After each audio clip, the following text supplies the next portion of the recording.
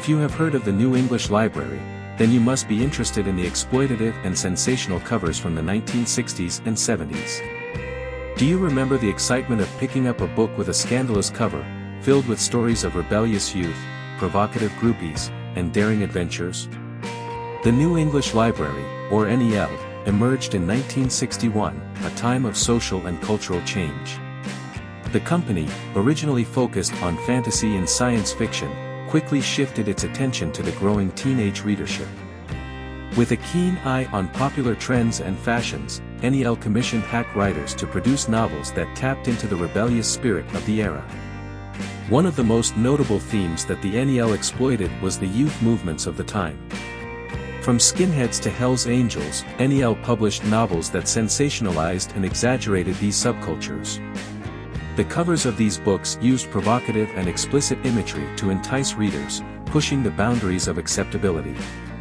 But it wasn't just youth movements that received the NEL treatment.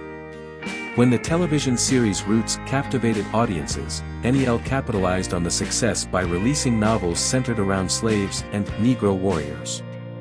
The titles, such as Black Queen, The Rebel Slave Became a Savage Pirate Queen, and Sable Adventure, A Slave Ship, The Most Corrupt That Sailed the Atlantic, were accompanied by covers that shamelessly used sex to lure readers. These books were not only popular but also controversial, sparking debates about the portrayal of sensitive subjects. Despite the controversy, or perhaps because of it, these books sold in the tens of thousands, capturing the imagination of readers and leaving a lasting impact on popular culture. The most intriguing part of this story is the rareness of some of these exploitative classics. The Richard Allen Skinhead series, for example, has become incredibly difficult to find. It's fascinating to think that these sensational novels, once widely available and eagerly consumed, are now elusive and sought after by collectors. As we delve into these old photographs, we immerse ourselves in the history of a time when societal boundaries were being pushed and challenged.